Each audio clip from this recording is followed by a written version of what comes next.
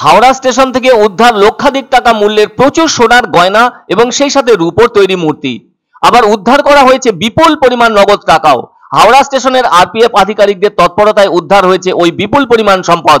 প্রায় 770 গ্রাম ওজনের সোনার রকমারি গয়না এবং রূপোর তৈরি নানা সামগ্রী ও মূর্তি, সেই সাথে নগদ 40,000 টাকা।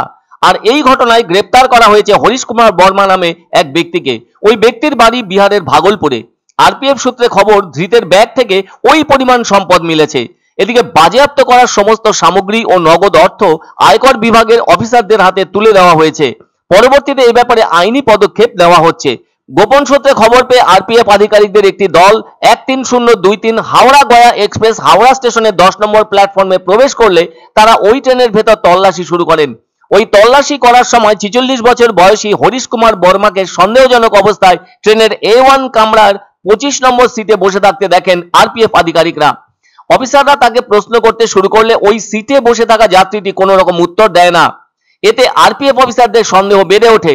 ফলে তার কাছে থাকা ব্যাগটিকে নিয়ে তল্লাশি চালানো হয় আরপিএফদের পক্ষ থেকে। এই তল্লাশির পর ওই ব্যক্তির ব্যাগ থেকে উদ্ধার হয় সোনার লকেট, রিং, চেন, কানের দুল, হাতের চুড়ি প্রভৃতি। অতগুলো সোনার জিনিসের মোট ওজন দাঁড়ায় 769.9 গ্রাম, যার খোলা বাজারে আনুমানিক মূল্য 60 লক্ষ টাকার বেশি। এছাড়াও মিলেছে 3টি রূপোর মূর্তি, যার ওজন 385 গ্রাম, সেই সঙ্গে নগদ 40,000 টাকা। সবটাই উদ্ধার করা হয় এবং ব্যক্তিটিকে গ্রেপ্তার করা হয় আরপিএফ আধিকারিকদের পক্ষ থেকে। ওই ব্যক্তির কাছ থেকে 2টি বিল বা কাঁচা রসিদ পাওয়া গেছে উদ্ধার হওয়া জিনিসের পক্ষে, যা এই সব দ্রব্যের আইনত বৈধতাকে প্রশ্নের মুখে ফেলেছে। ওই ধৃত ব্যক্তির মোবাইল ফোন, সিম কার্ড বাজেয়াপ্ত করেন আধিকারিকরা। তাকে বারবার বিভিন্ন প্রশ্ন করা হলে ওই কাঁচা রসিদ ছাড়া আর কোনো প্রামাণ্য তথ্য ধৃত হরিশ কুমার বর্মা দিতে ব্যর্থ হয় বলে আরপিএফ সূত্রে খবর। এরপর উদ্ধার হওয়া সোনার উপর যাবতীয় সামগ্রী ও নগদ 40,000 টাকা এবং ধৃত ব্যক্তিকে আয়কর বিভাগের হাতে প্রত্যর্পণ করা হয়। আরপিএফ এর পক্ষ থেকে আধিকারিকরা জানান, ওই ব্যক্তির বিরুদ্ধে আইনানুগ ব্যবস্থা যেন গ্রহণ করা হয়। এছাড়াও তার সঙ্গে অন্য কেউ যুক্ত আছে কিনা তাও যেন খতিয়ে দেখা হয়। তবে তার মোবাইল ফোন, সিম কার্ড ট্র্যাক করে দেখা হচ্ছে ওই বিপুল পরিমাণ সম্পদ কাকে পাচার করতে যাচ্ছিল হরিশ কুমার বর্মা। এত সোনা কোথা থেকে এসেছিল এবং কোথায় যাচ্ছিল সবটা ট্র্যাক করা হচ্ছে। আসলে হরিশ কুমার বর্মা একজন পাচারকারী, কিন্তু কাজটা পিছন থেকে অন্য কেউ করাচ্ছিল। যাই হোক, মাঝে মাঝে এই ধরনের কাণ্ড হাওড়া স্টেশন থেকে শুরু করে অন্যত্র লক্ষ্য করা যাচ্ছে। ধরা পড়লেও কোনোভাবে ওইসব কারবার থেকে পাচারকারীদের সরে আসার কোনো রকম লক্ষণ নেই। সবচেয়ে বড় কথা, এদিন হাওড়া স্টেশন থেকে যাকে ধরা হলো আর তার কাছ থেকে যত সোনার গয়না মিলল, সেগুলো অন্য কোনো জায়গার কোনো সোনার দোকান থেকেও লুট করা হয়ে থাকতে পারে বলে অনুমান সকলের।